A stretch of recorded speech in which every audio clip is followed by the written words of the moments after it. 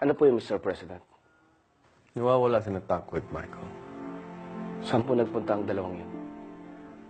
Tumakas si Takko at umuwi sa kanila. Nakatanggap daw siya ng tawag lang sa pangalibang nanay niya. Palagay ko'y sumama sa kanya si Michael. Si Sonia.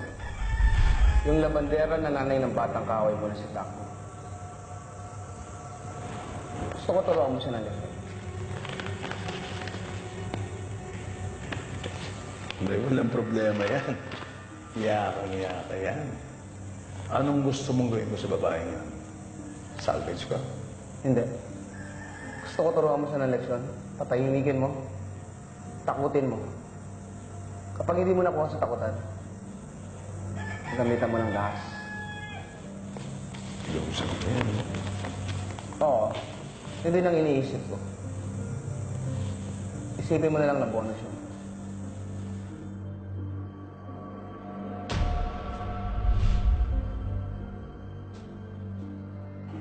Pumunta ka dun sa kanila. At ibalik mo sa mansyon sina Michael at Takko ng ligtas. Yes, Mr. President.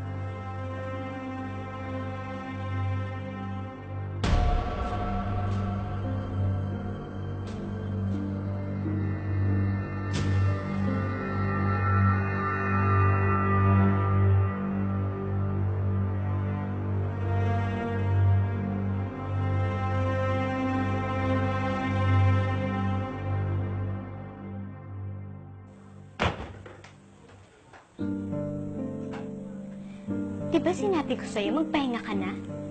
Tutulungan ko si Takbo. Pero ikaw, uuwi ka na sa inyo bukas. Sabihin mo na din kay Mr. President na hindi mo na makakauwi si Takbo.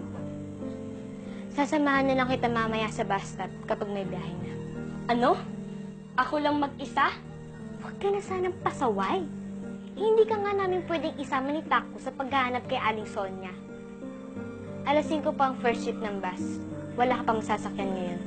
Magpahinga ka muna. Hindi ako makakapagpahinga dito. Wala bang malapit na hotel? Walang hotel dito. Probinsya to, hindi to Maynila. Korean restaurant. Chinese restaurant, pwede na rin. Nagugutom na ako eh. Marami ang perang pambayad. Nandito sa bag ko. Hindi ka naniniwala? Walang mamahaling restaurant dito. Nagugutom na ako eh. Merong galunggong at bahaw dyan. Hindi ako makain nun. Pasensya ka na kung nakapunta ka sa bahay na may hirap, ha? Kung gusto mo kumain na masarap, mamaya sa plasyo nyo. Bakit ba ang sungit mo? Ikaw, kalalaki mong tao, bakit ang arte mo? Saan ka pupunta? Hahanapin ko si Takbo. Tutulungan ko siya. Ang sabi ko kasi, magsumbong tayo sa pulis. Para kayong tanga, hanap kayo ng hanap ng imposible na makita. Hindi ka naman namin pinipilit sumami. Kung wala ka rin sasabihin maganda, isarado mo yung bibig mo. Hindi ka na nga nakakatuwa, hindi ka pa nakakatulong. Hintayin mo ako! Nakita niyo ko ba si Takbo? Parang doon ko siya nakita. Nasaan ho? Doon malapit sa bahay ni Tatlo nga po na ito. Salamat po.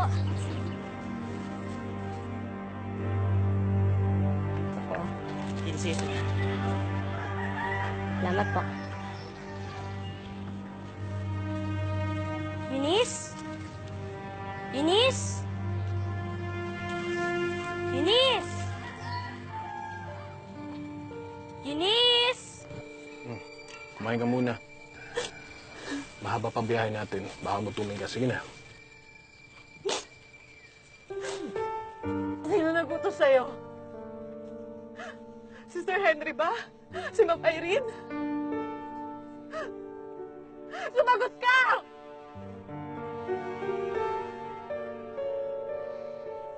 Anong inutos nila?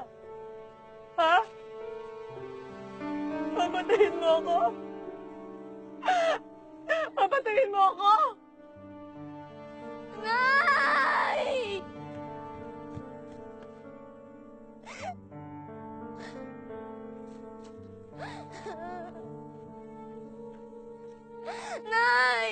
Nasaan ka na ba?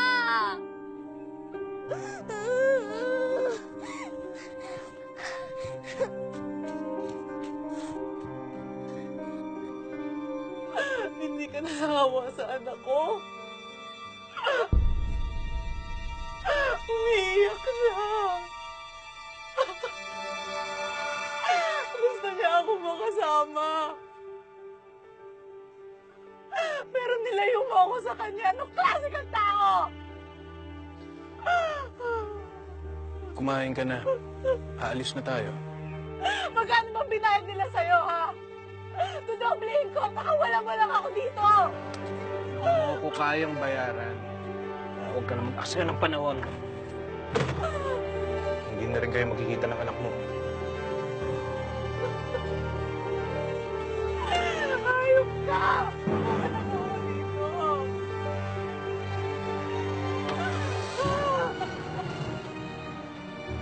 Diyos ko, kayo na po ang bahala sa anak ko.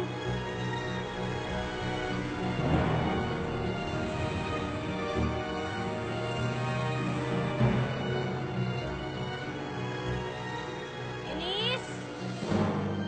Oh, Eunice! Nasaan ka na? Sino ba ang hinahanap mo, bata? Kami ba? Hindi. Hindi ko kayo kilala. Nakausap ka pa namin. Ano bang pakialam nyo? Delikado, marami ka pa naman dalang pera dyan. Bitawan niyo ako! Tara na! Tara na!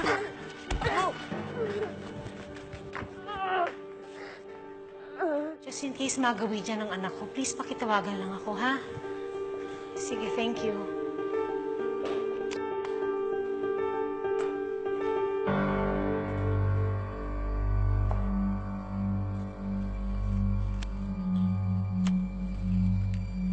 Sinong tatawagan mo? Si Henry?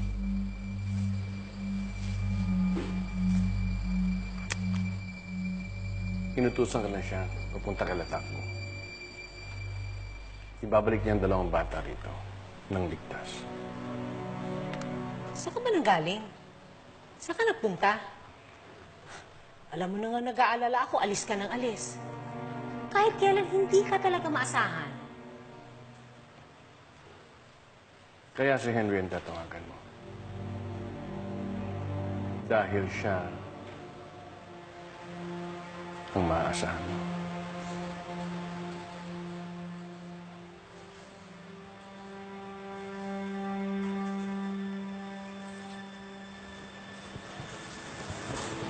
Bakit? Tama ba yung narinig ko? Nag-jailing tong si Johnny kay Henry?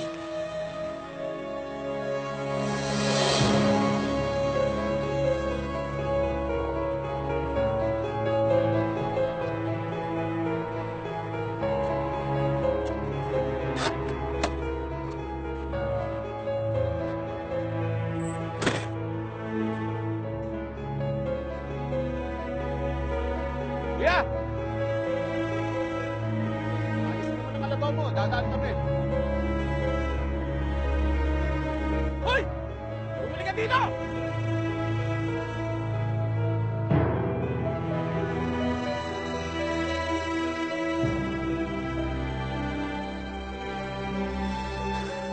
Diyos ko, bigyan mo pa po ako ng lakas para sa anak ko.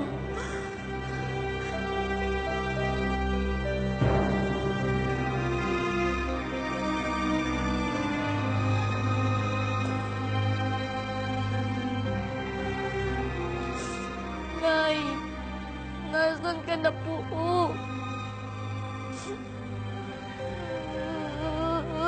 Nay!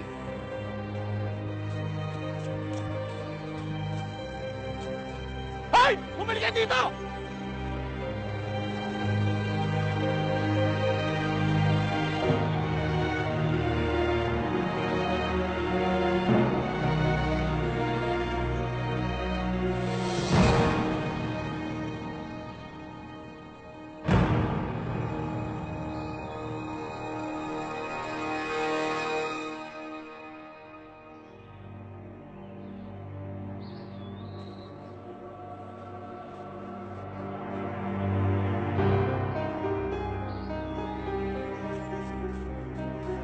Bumalik ka dito!